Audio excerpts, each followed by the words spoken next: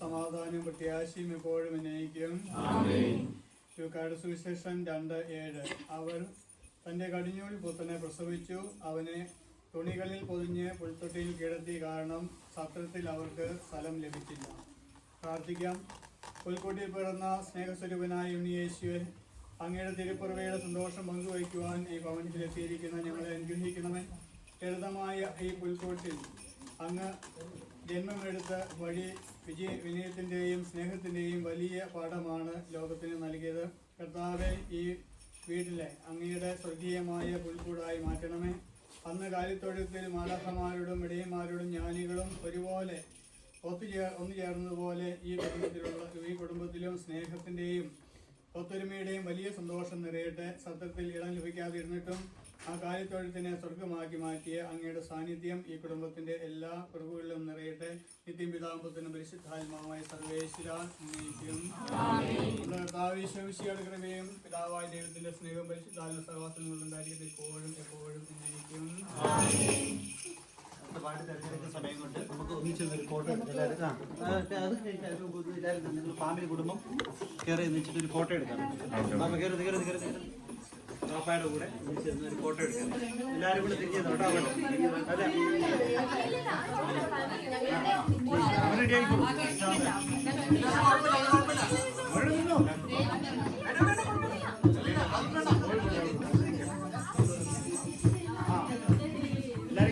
കേട്ടോ. Ready, 1 2 3 loss.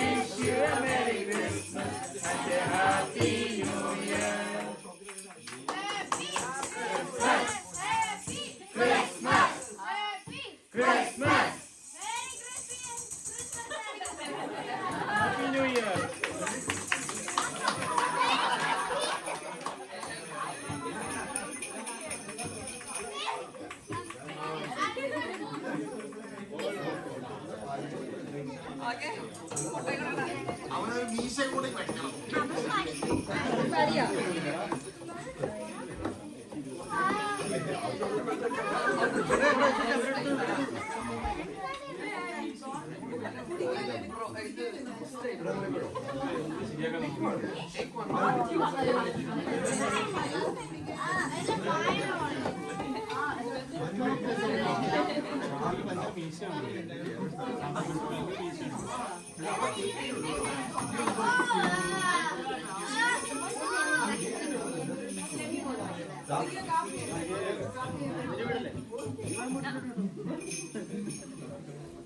ബോളിലൊരു വീട് കൂടെ ഉണ്ടോ?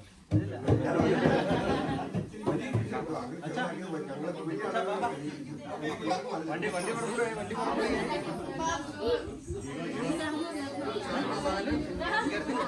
ജീവന്റെ വീട് ജീവന്റെ വീട്ടിൽ ബിരിയാണി റെഡിയാന്ന് നോക്കാം. ജീവന്റെ വണ്ടി പുറപ്പെട്ടു കേട്ടോ. ജീവന്റെ വണ്ടി പുറപ്പെട്ടു.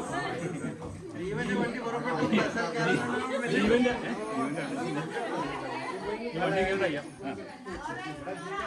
അച്ഛാ ജീവന്റെ വണ്ടി പുറപ്പെട്ടു കേട്ടോ. ജീവന്റെ വണ്ടി പുറപ്പെട്ടിരിക്കുകയാണ്.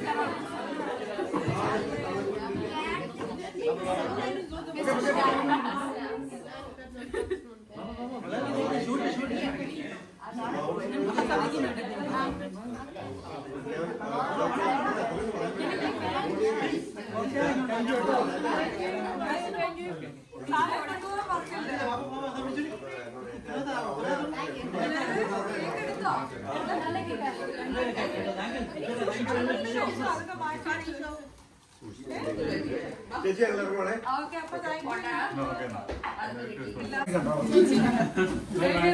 എന്റെ അയൽവക്കത്തെ വീട്ടിൽ സമ്മാനം